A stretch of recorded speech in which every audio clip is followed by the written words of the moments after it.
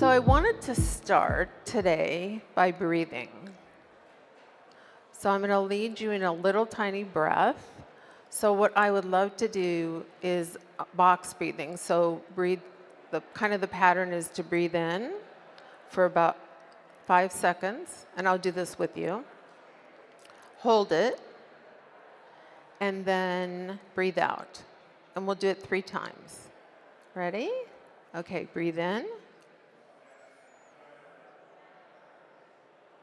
Hold.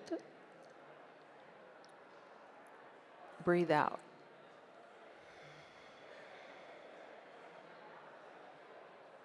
Breathe in.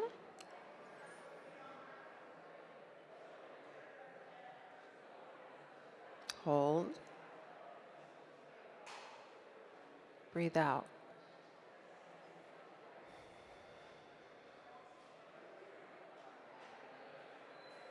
Breathe in.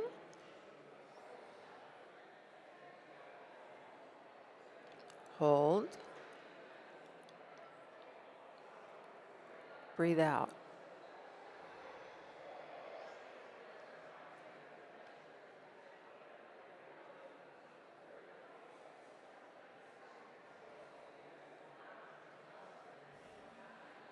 How's that feel? You want to do it again?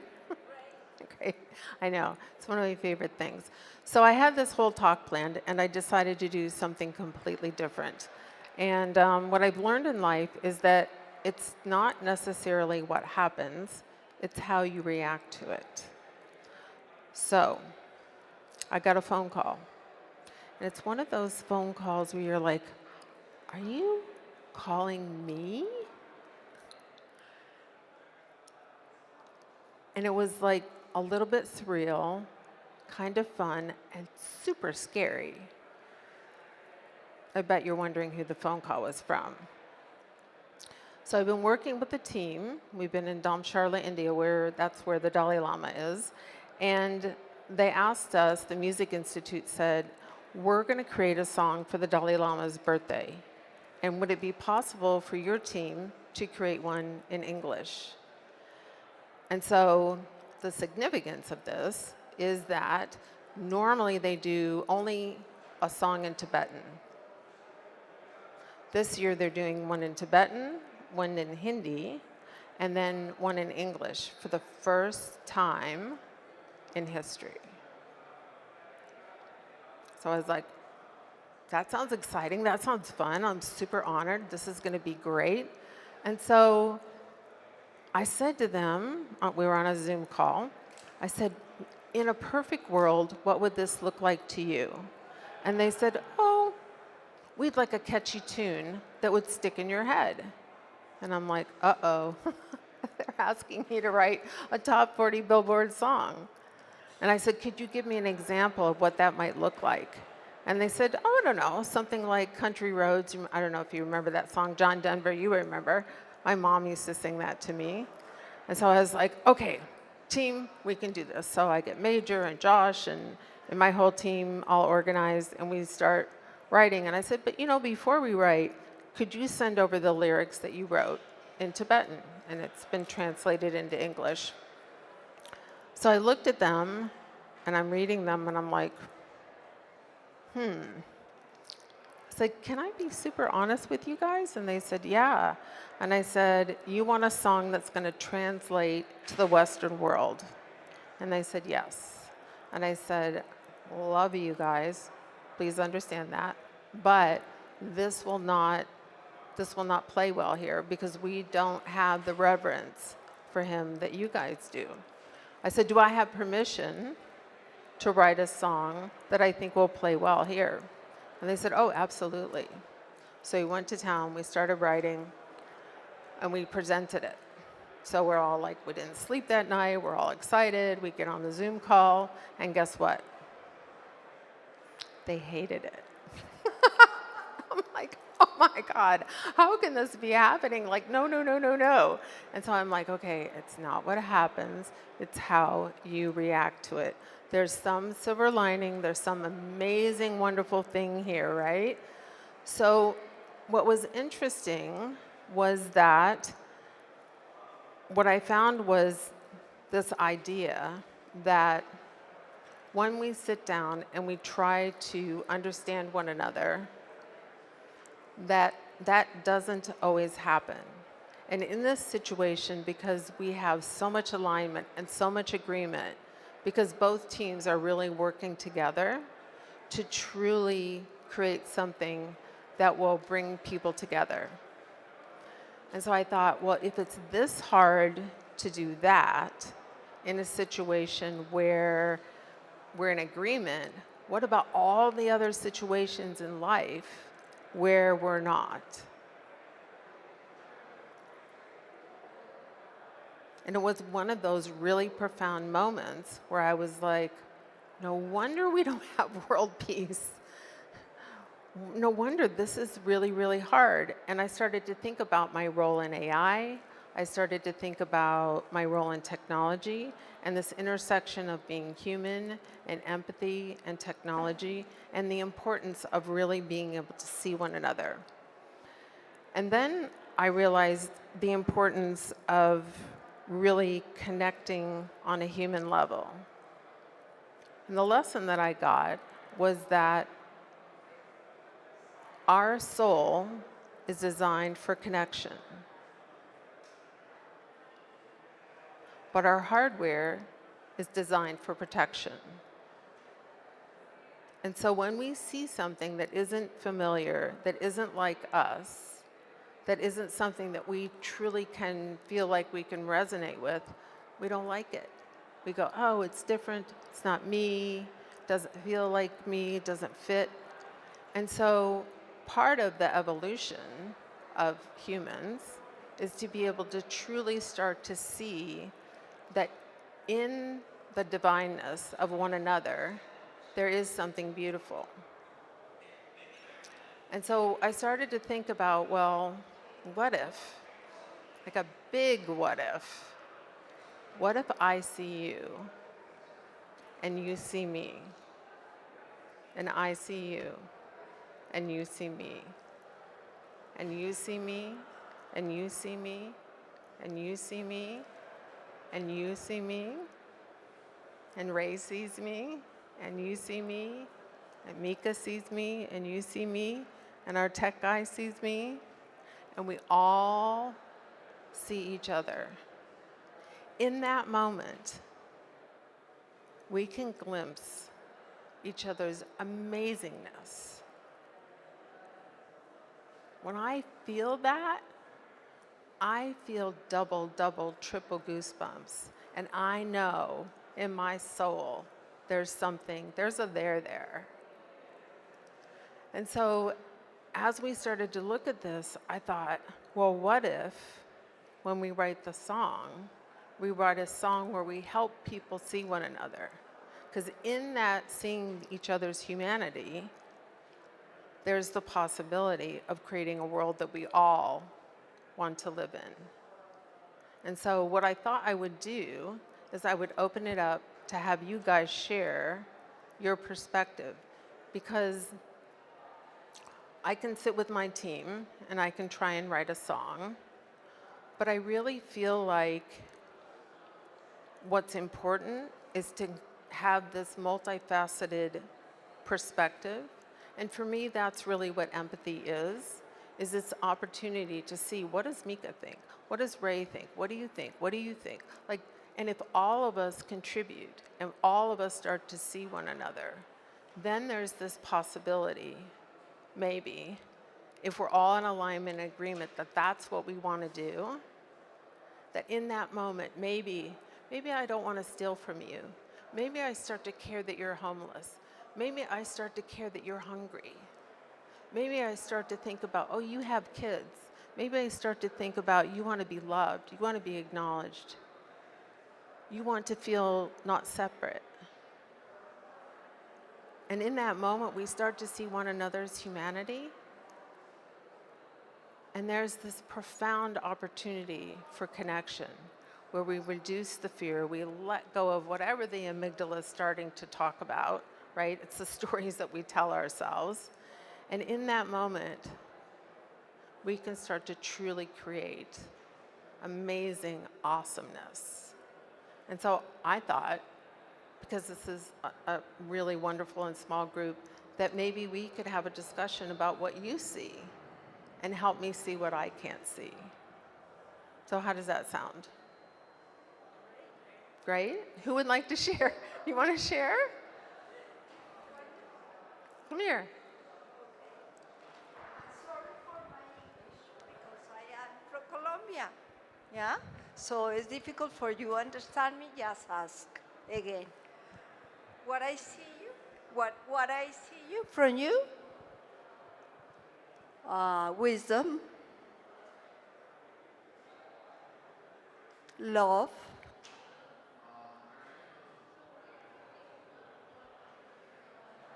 and desires of teach to the others many things. Okay? Who else? Well, gosh. Sorry. I'm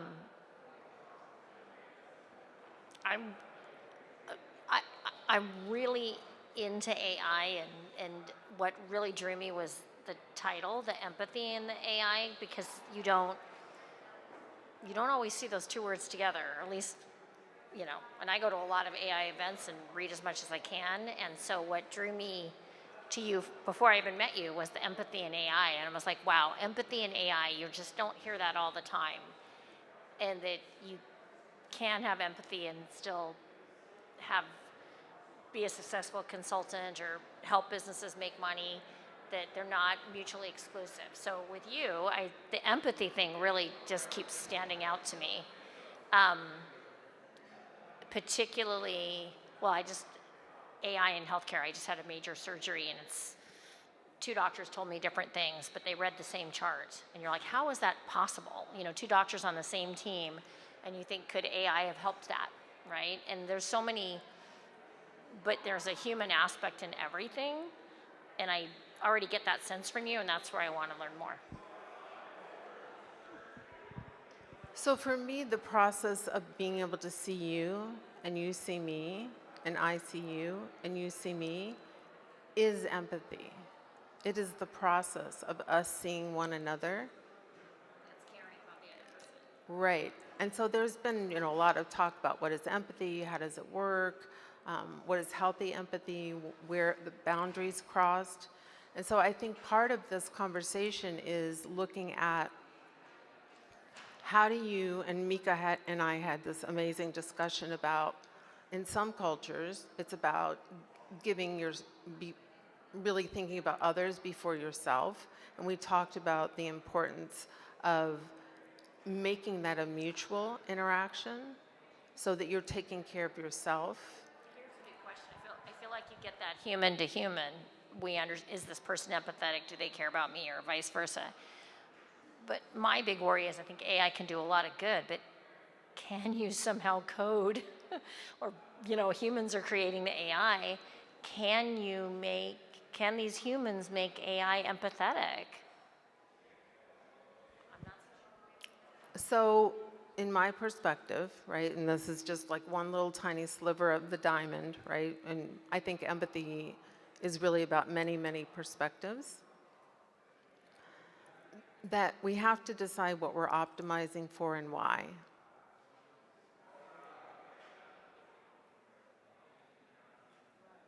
And if we don't know that from it doesn't matter what the tech does or where we're going with the tech.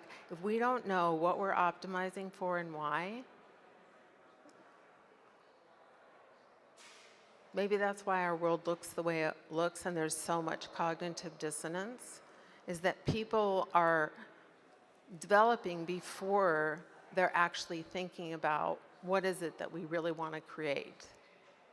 And so this concept that, the gift of getting to write a song for the Dalai Lama and through the documentary team, and I'm actually leaving on Friday to go with the team to be able to finish filming.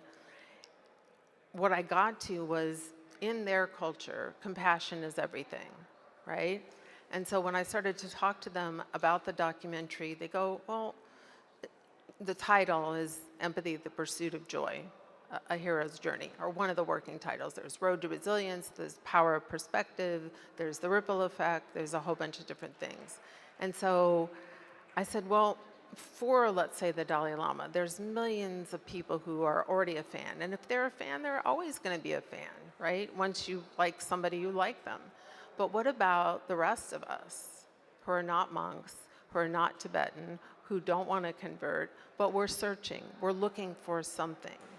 And so I said, the documentary and the song is for the rest of us who have big questions, want to see a different world, and who are really curious about how do we get there. And so they said, oh, this empathy project is really important. And so what I found in my travels is this need to be able to help us as humans really truly understand what is it to understand one another's humanity, to be able to come to some sort of, if not agreement, I think agreement among humans is probably pretty impossible, but some sort of alignment about the world that we want to live in, and what does that look like, and what does that feel like? And then be able to say from that premise, this is the world that we're going to create together. And so for me, my learning is really taking in that feedback and understanding other people's perspective, and then truly creating something with that more global perspective. Would anyone else like to share? Do you want to share? Yes.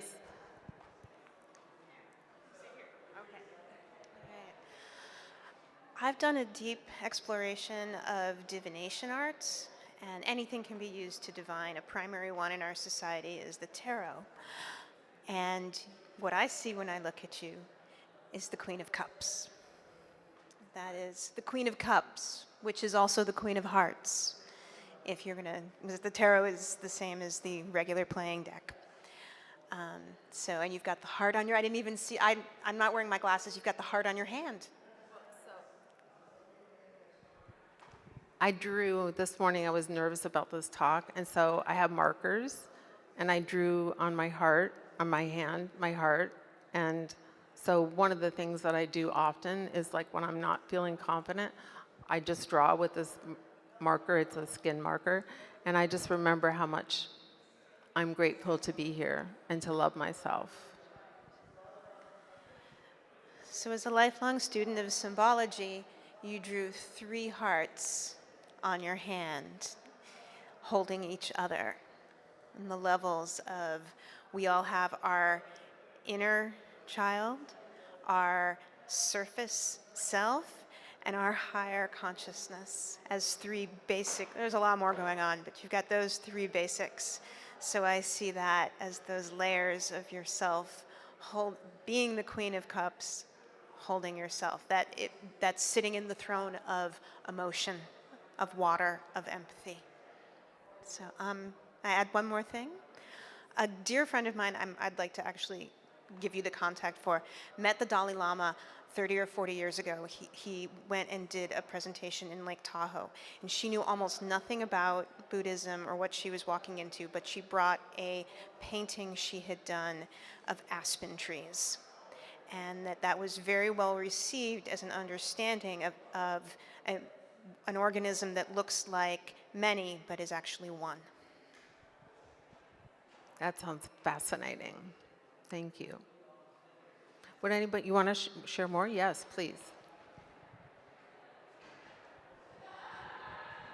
You know, when I think in myself, and I used to be a terrible woman, like a very mandatory leader with a lot of people below me that I treated badly.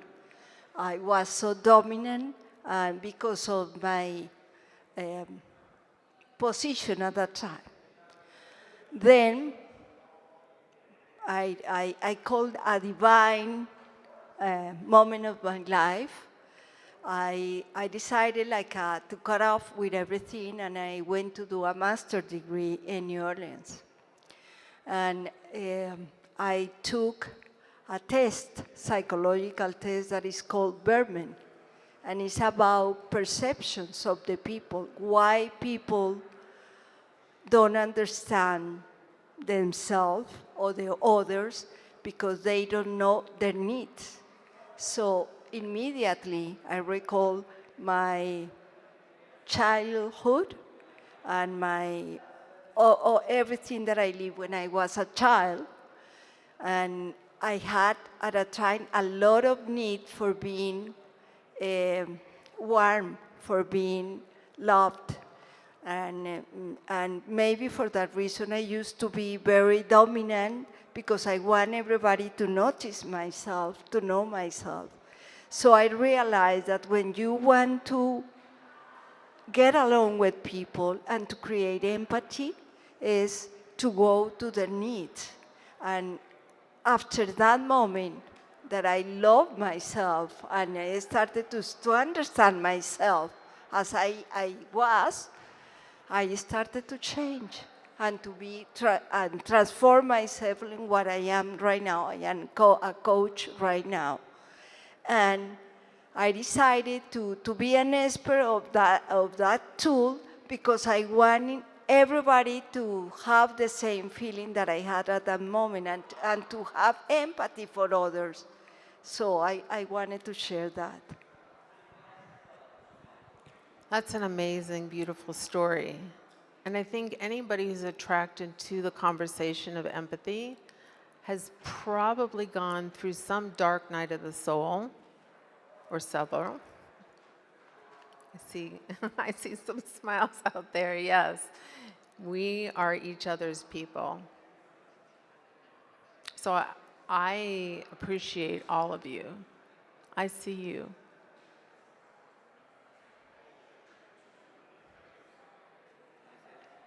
Yes, please.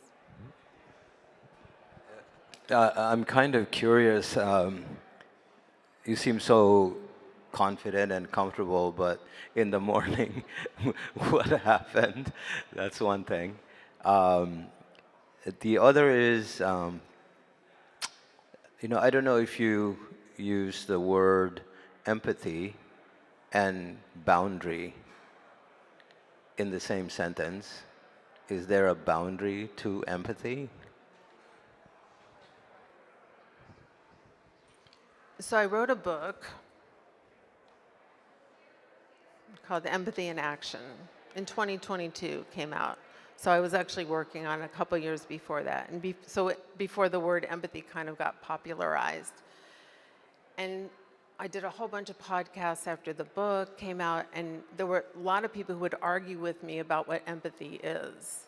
And so it was a fascinating conversation because I had an idea of what I thought it was, right? And so a lot of people shared, and some people feel like empathy is dangerous. If you feel too much, then you're overgiving. And so my definition is that when you're overgiving, that's not empathy. That in the purest, purest, purest form of empathy is, I see you, you see me. I see you, you see me. And it's an equal seeing. It's an equal giving. It's rare. It's very rare to find that. But when you do, those are your people. And that's probably, you have to test it out because if they're narcissists, then we can get fooled. And we've all had those experiences, right? It's probably in those relationships where you're actually going to feel that like-mindedness and have that reciprocity. Boundaries are really important because Mika and I were talking about this earlier. Like if you give, but the other person's not giving back, or you give and you give and you give and you give, and then there's nothing left. You know how they say, put your oxygen mask on first, right? Self-love is self-empathy.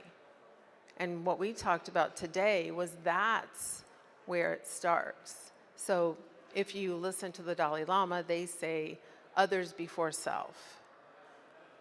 And when I started to think about that, because so Tibetan Buddhism comes from Indian Buddhism, which is about 5,000 years old. Tibetan Buddhism is about 2,500 years old. So they have a really big head start in terms of culture, in terms of an understanding of what that looks like and the boundaries. In this country, what I found was compassion doesn't really exist as an emotion. It's only if I see you and you see me and I see you and you see me, and then I think, okay, I really want you to have the life you want and you want me to have the life I want, that we can start to create that. So in those moments in the West, it's my opinion that we need to start to truly see one another before we can ever get to some consensus about what is the world that we want to create.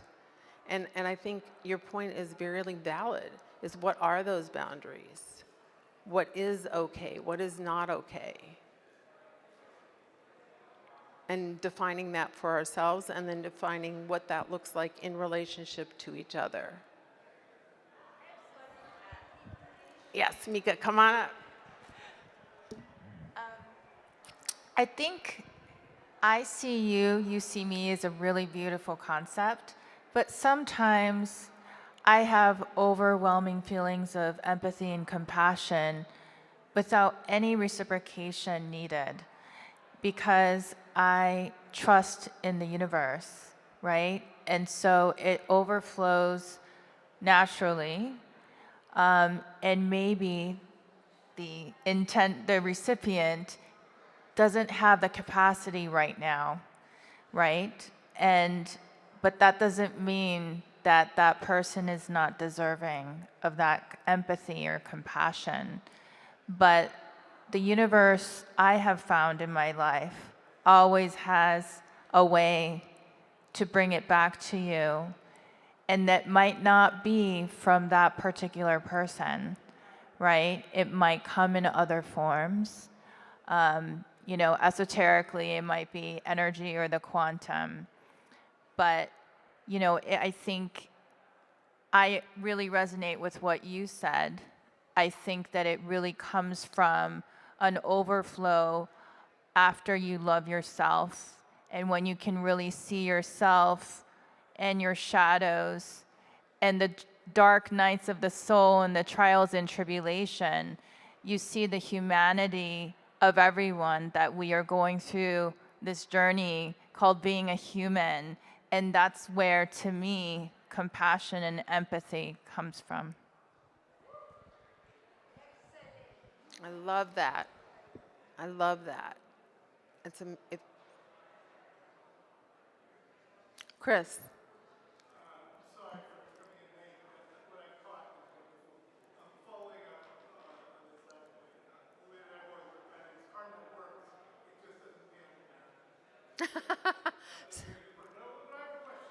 Yes.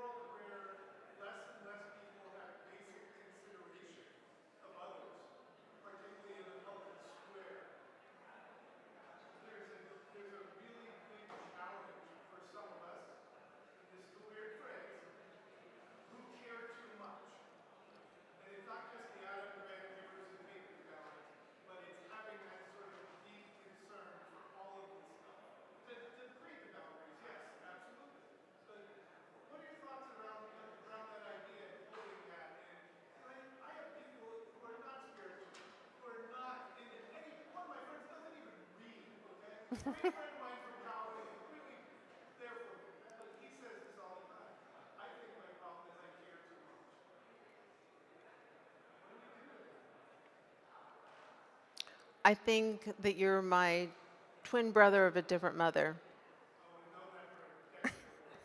Or more. I think that what I've learned is having self-love. And when I truly have self-love, then I have boundaries that I didn't have before. And so my need to give, there's always a payoff, right? And when I started to really self-reflect and look at my own hero's journey and truly understand where that came from, it came from my family of origin.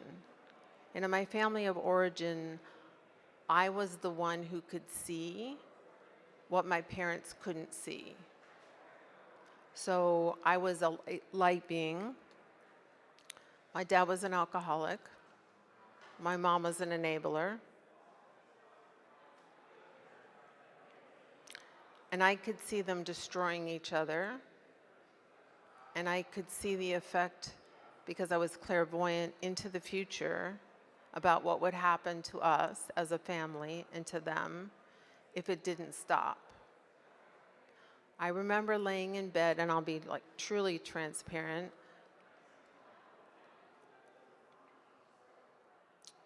Hearing my dad hit my mom.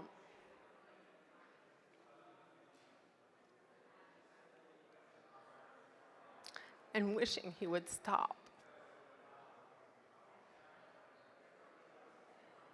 And he didn't. The gift, and it's taken a long, long time to get to the fact that that was a gift, is that it bore a dream. And that dream was a world where my dad could have felt the effect he was having on us and on my mom and on my dad, and that he would stop.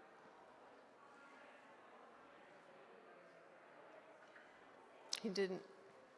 My mom died of cancer. You could say it was medical. I think it was an emotional embodiment of the anger and fear that she had, not knowing how to protect herself, not knowing how to protect us. And so I became an overgiver because I wanted to save my family.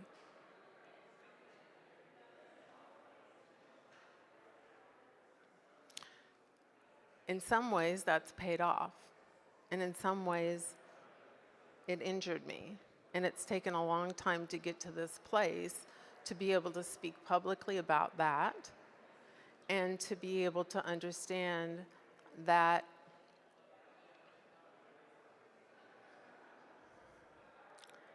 it really does, where safety comes in when I love myself enough to say no. This doesn't feel like love. This isn't what love looks like. This isn't what love feels like. And I'm going to say no. And that's in relationships, that's in friendships, that's in business, that's in negotiations, that's in who funds the documentary, that's in who funds our app, who funds the immersive museum experience. Like, there's all kinds of things, right? And I'm inviting anybody in who wants to be part of this. But I also have, the gift really is a distinction meter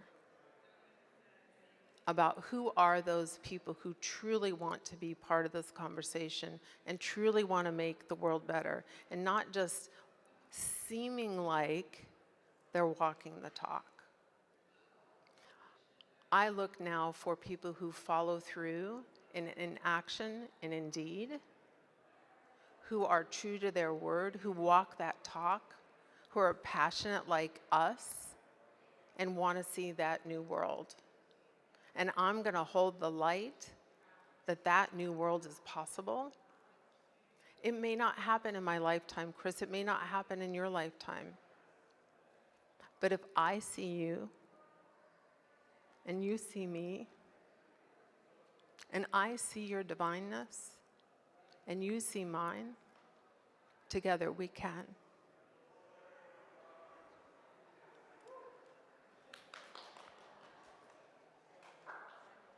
Thank you.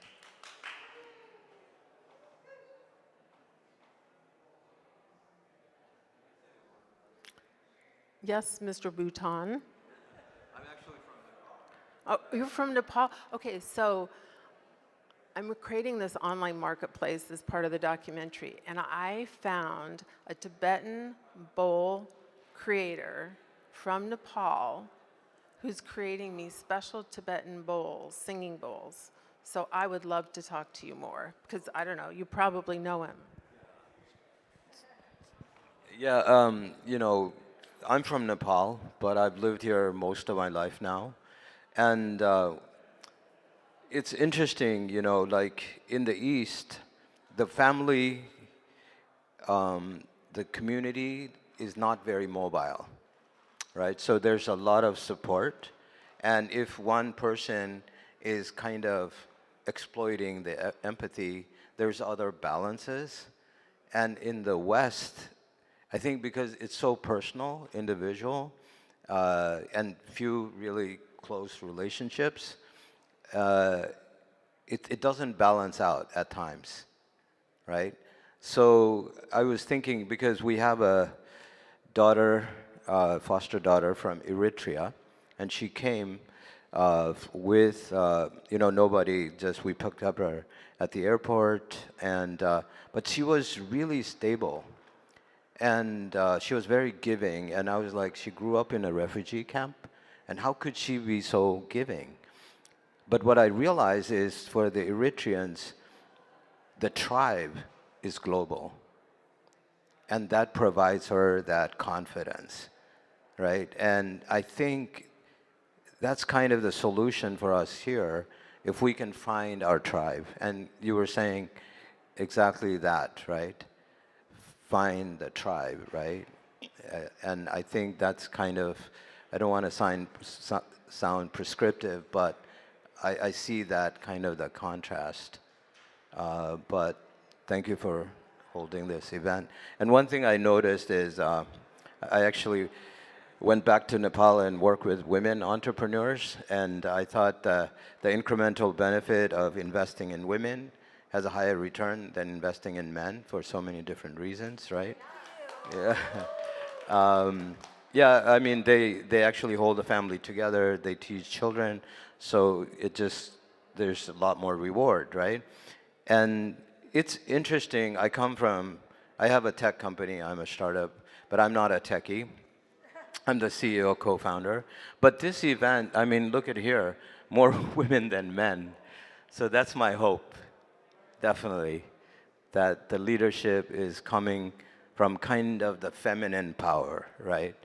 And my wife has been very involved in that. So I want to thank you. More women than men here. Thank you for honoring the divine feminine. We have been silenced for a very, very, very, very Taylor Swift, very long freaking time. And what I'll say, and I see you,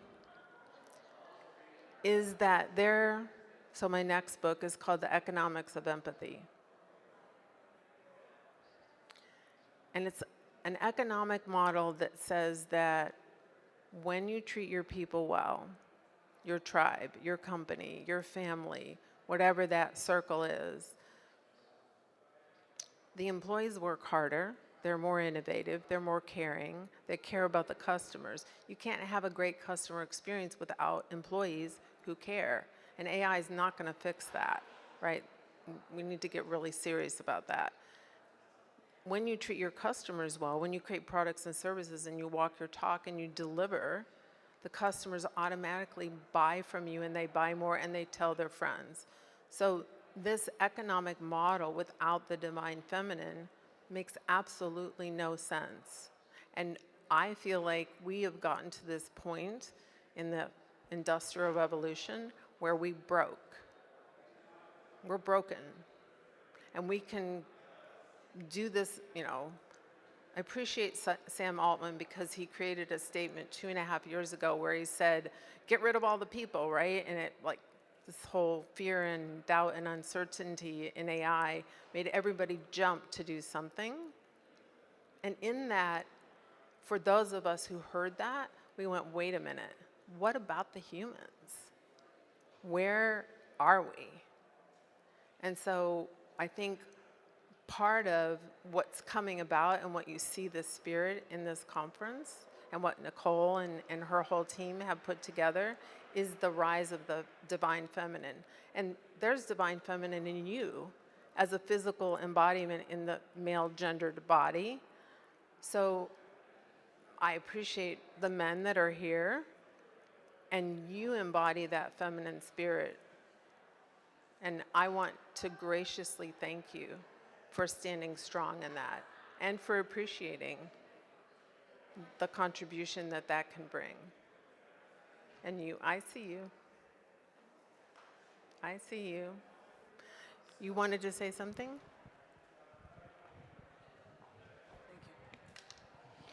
It seems like a lot of corporate culture, it takes advantage of shame. So if people have shame from their origins,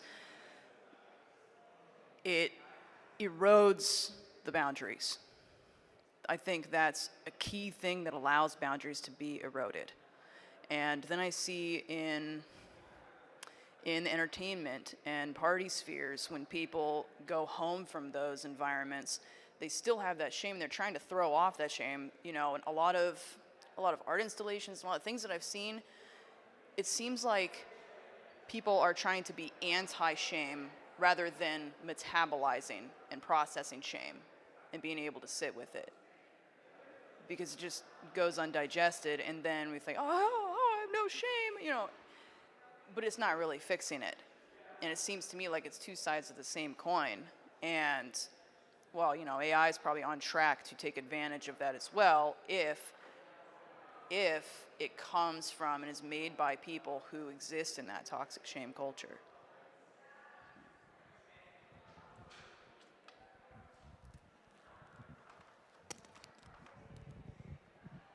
So the sound guy is going, which means like your talk has been over. You need to stop. So respecting that boundary.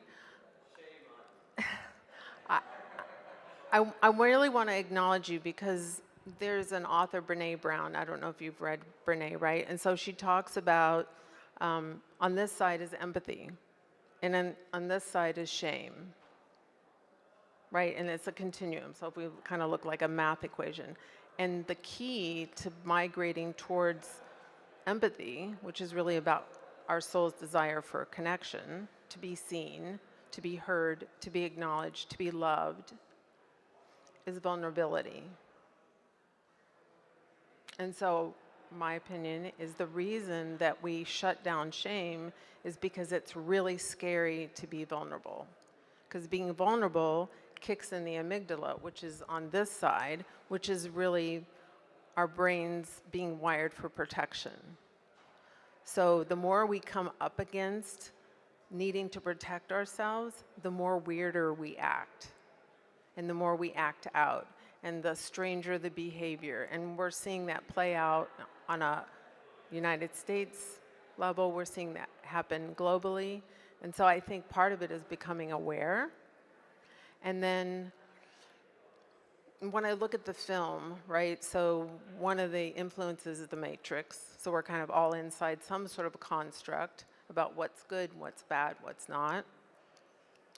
Part of it is what the belief do we know, which is all our internal patterns and structures and wounds and trauma.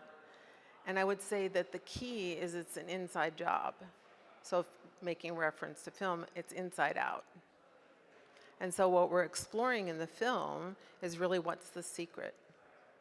How do we find that key to unlock ourselves, to heal ourselves, our heart, our soul, and to be able to be that connection for one another. And truly, if every single one of us did that, then you start to see, like, if I'm whole and you're whole and you're whole and you're whole and you're whole, and we've taken care of this representation of the divine, feminine, masculine, then who I am and when I interact with you is very different.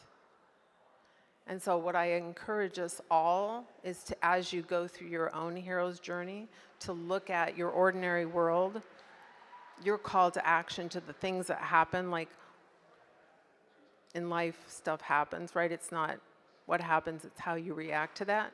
And when you're in the bottom of the hero's journey, which is the special world, you're going to have allies, you're going to have enemies. And the question is, how do you reach for resilience? How do you process your own trauma? When you feel shame, when you feel embarrassed, how do you work through those emotions? Because when we can do that individually, we can return with that elixir and be brighter and stronger and more us. And that's the world that I want to create.